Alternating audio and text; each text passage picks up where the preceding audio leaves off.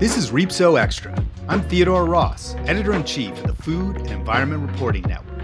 I'm here today with Eva Holland.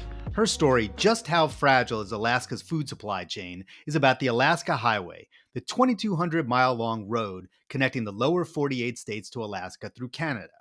Earlier this year, when Donald Trump hit our northern neighbor with tariffs, Canada responded by threatening to tax the trucks traveling the highway.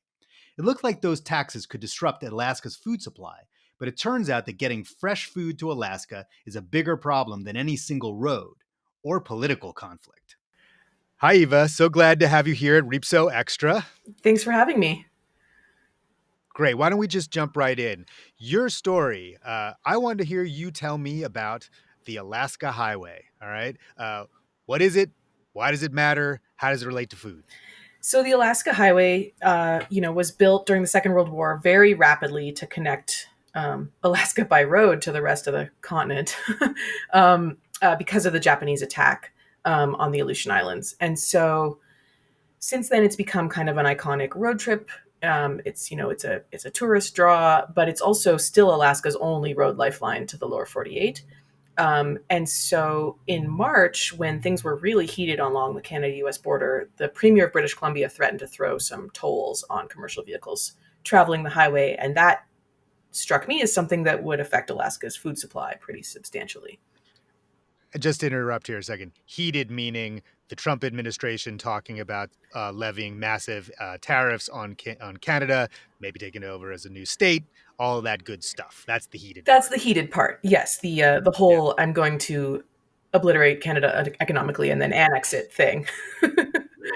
That's heated. That's how a Canadian says heated rather than super pissed off and awful. You say heated. All right, got it.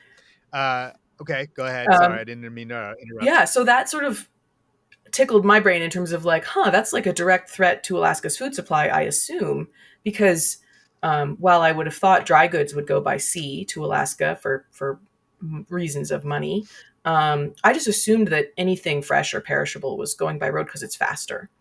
The journey of the story a little bit is that the Alaska Highway is a player in Alaska food security, but the whole network is a lot more complicated than I realized, and sea and air are heavily involved as well. So I kind of went down a real rabbit hole of trying to find the data about how much food gets to Alaska and how, and people don't because it's considered they call it a domestic in transit freight, so it's not considered an import or an export when it passes through Canada, which means neither of the federal agencies on the border track it. So it's been kind of a fun bureaucratic journey and figuring out just like how this state in this very unusual geographical situation gets its food. So normally on SOW Extra, the first question that I ask is why you did this story. You already kind of answered that, but I think what's interesting here is to hear from you about what emerged once you realized that the story that you were setting out to do wasn't the story that you were going to do. I'm curious how you maneuvered your way through that particular set of circumstances when it really looked like these tolls, these tariffs were not going to starve Canada of food. Yeah, freelance writer, moment of panic. I've promised something that doesn't exist. And then, talking it over with my editor at FERN, Brent, and digging into what I did have. And we're like, okay, this is still really interesting. It's just more complicated than we thought, which is not usually a bad thing for a story. So yeah, that was a bit of a mid-stride pivot, but I hope we made it work. And I was fascinated by all of it. I could have written a lot more, honestly. I think the story is fascinating as well. One of the things that I found really interesting is this sort of ways in which we don't know really exactly how food gets to Canada from the United States. What is that stat that you sort of take apart that 90% of the food comes in by air in this on this road in this part of Alaska? Like, talk to me about why these things aren't known and why that's important. Right, it's sort of invisible. Everybody knows that most of Alaska's food comes from outside Alaska. Wild game and fish and that sort of thing accepted, and everybody knows it gets there somehow. But the system is invisible of these what's the word I'm looking for? Container ships that go up twice a week from Seattle, basically, and if they ever stopped, that was another thing I learned. Like, there's no people just assume there's a stockpile, right? There's no stockpile. There's the food comes off the ship and goes straight to the shelf in Alaska, which is different from the lower 48 or even Hawaii, which have a warehousing sort of middleman component. So that was another thing where I was like, how do I figure out who knows how this stuff works? Um, Luckily, there's like a great nonfiction book for everything, and I found a book called The Secret Life of Groceries that was that was helpful. But yeah, I really feel like Well, you mentioned mm, yeah, I'm mm, sorry, but you mentioned like a statistic about average supplies for groceries that might exist on the mainland and what it's like in Alaska. And what was the amount? What was the timeline that in Alaska as opposed to somewhere else? yeah, Do you remember? Hawaii warehouses 2 weeks of food at a time. So they've got a Okay. 2 week buffer. Alaska has, the rough estimate is 3 to 7 days worth of food at any given time. So if one ship doesn't make it from Seattle, the shelves would start to empty out in the stores. That's interesting because there's that cliche about in a national disaster that first day everybody gets along really well, they help each other. Second day they're still working on it, but by day three it's back to the Hobbesian man in the state of nature, and everybody is out for themselves.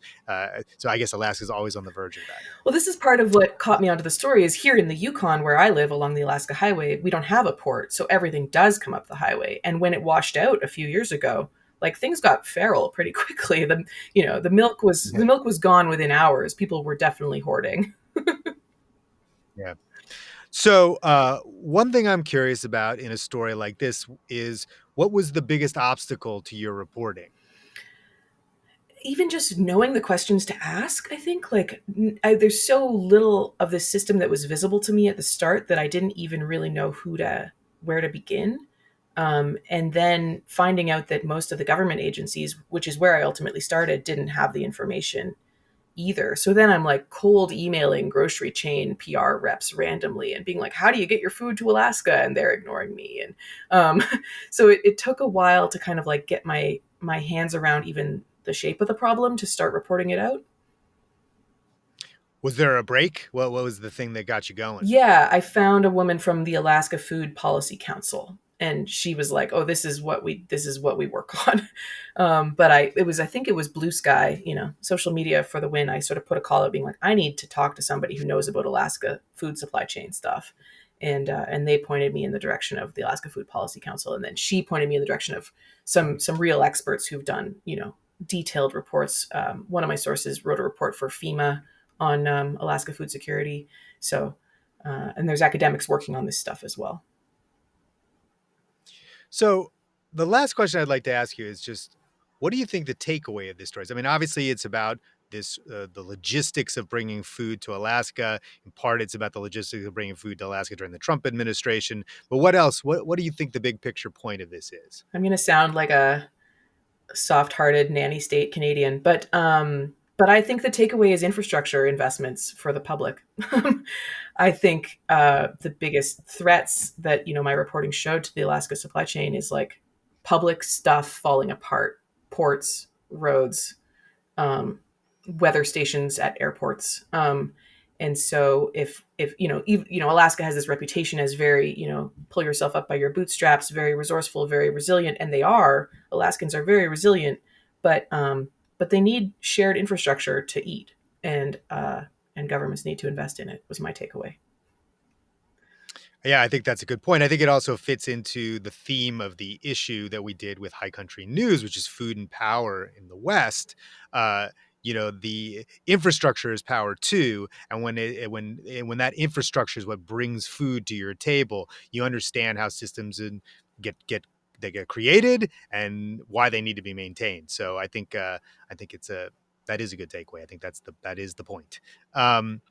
Eva, thank you very much. I really enjoyed talking to you, and I enjoyed your story as Oh, well. thanks so much. Thanks, Ted. It was great to chat.